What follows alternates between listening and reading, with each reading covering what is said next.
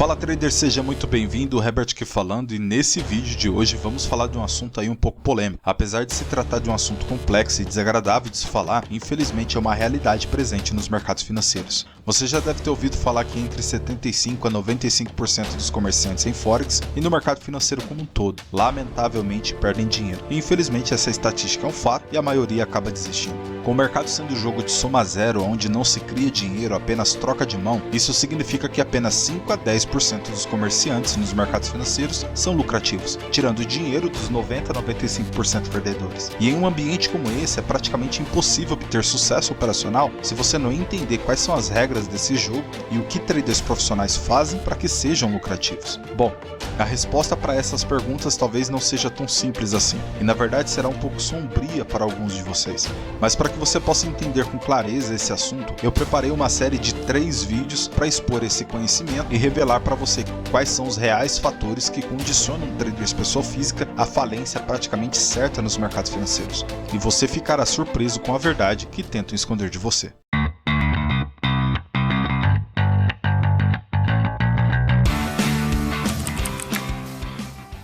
Para que possamos compreender melhor esse contexto, vamos falar um pouquinho da história por trás dos mercados financeiros. Existe um conceito difundido no meio institucional e profissional chamado de Contrarian Investing. Em tradução livre, significa investindo contra um senso comum. Uma das citações mais notórias sobre o assunto foi dita por ninguém menos do que Nathan Mayer Rothschild, da família de banqueiros britânicos. E ele disse o seguinte: "Compre quando houver sangue nas ruas, mesmo que o sangue seja o seu." Acredita-se que a citação não significou apenas figurativamente, mas literalmente. Ele fez uma fortuna além da riqueza que ele e sua família já possuíam ao receber informações privilegiadas sobre a vitória da Batalha de Waterloo em 1815, antes que essas notícias chegassem ao governo britânico, e foi direto para a Bolsa de Valores. Os mercados ainda estavam em queda livre após a última notícia da perda da Batalha de Quatro Braças. Nathan comprou anuidades bancárias com desconto considerável em meio ao pânico generalizado, lucrando milhões de dólares com a retomada dos mercados financeiros após as notícias chegarem no mercado da vitória de Waterloo. Mas afinal, o que essa história tem a ver com os mercados financeiros? O feito já foi repetido por outros magnatas de investimentos, como Ray Dalio, Warren Buffett, um dos principais adeptos ao estilo operacional. E Warren Buffett fez questão de mencionar esse conceito na sua coletânea de livros. E um dos jargões mais mencionados em Wall Street diz o seguinte: venda fatos e compre boatos. O ditado diz a respeito à essência do conceito da análise de sentimento de mercado descrita na história por Nathan Rothschild.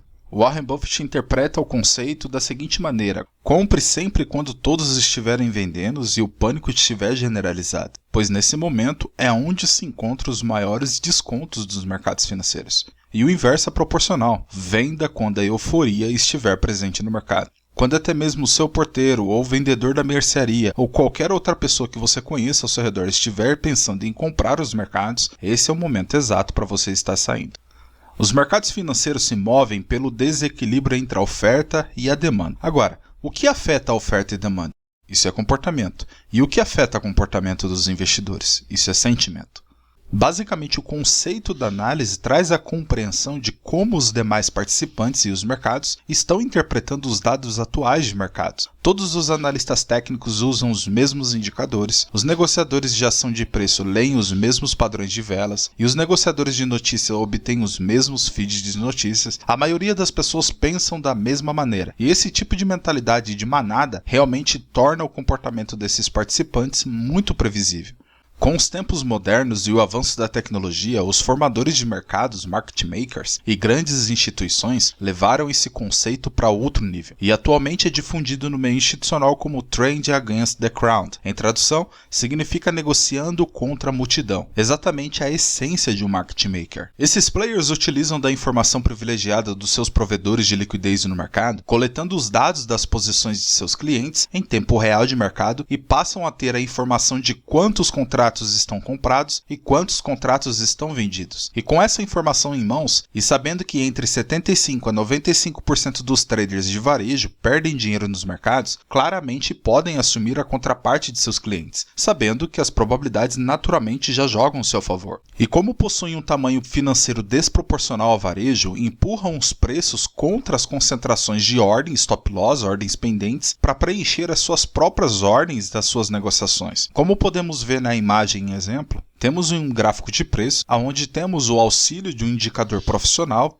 desenvolvido por empresas proprietárias ligadas ao mercado financeiro, onde podemos observar visualmente as concentrações de ordens pendentes no gráfico como stop loss e take profits, e nitidamente podemos ver o comportamento de preço, e toda vez que ocorre um deslocamento de preço, os preços tendem a buscar esses níveis aonde existem essas concentrações de ordens pendentes, liquidando essas ordens, e como mencionamos anteriormente, isso é nitidamente uma atividade profissional para preencher as suas próprias negociações, e os preços passam a se mover de níveis de concentrações de preço a outro, sempre buscando esses blocos de ordens, essas ordens pendentes no mercado, para que os profissionais possam entrar e sair dos mercados financeiros. E é desse modo que traders profissionais naturalmente acabam expulsando traders de varejo dos mercados financeiros, simplesmente forçando os preços a se direcionarem nessas concentrações de ordens pendentes.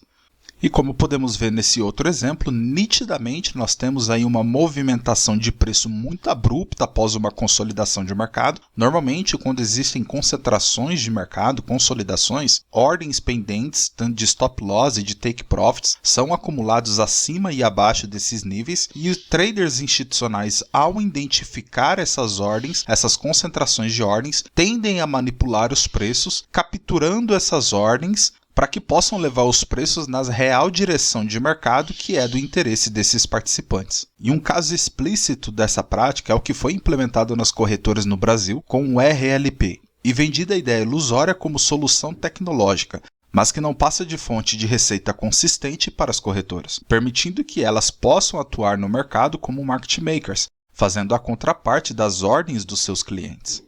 E como já foi apresentado pelo estudo da FGV, mais de 95% dos comerciantes pessoa física no Brasil perdem dinheiro.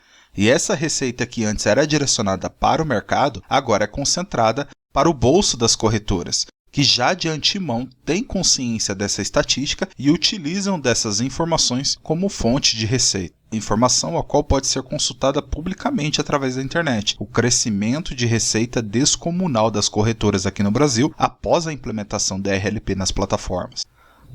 Agora, é nítido entendermos a partir dessa informação que o jogo é desigual e é dominado por instituições. Antes de se aventurar nos mercados, você precisa entender que o mercado financeiro como um todo, mas principalmente em Forex, são majoritariamente dominados por instituições. Especificamente em Forex, mais de 90% de todo o volume financeiro negociado na rede interbancária é institucional. Em um mercado que move entre 3 a 7 trilhões de dólares todos os dias, mais de 6,6 trilhões de dólares é proveniente de grandes instituições. E a partir dessa informação é nítido compreendermos que o jogo é desigual e existe uma assimetria de informação e de estrutura entre os participantes. E esse é o principal motivo da mortalidade do varejo nos mercados financeiros. E ignorar essa informação é burrice. Mercados financeiros é mercado profissional e institucionalizado.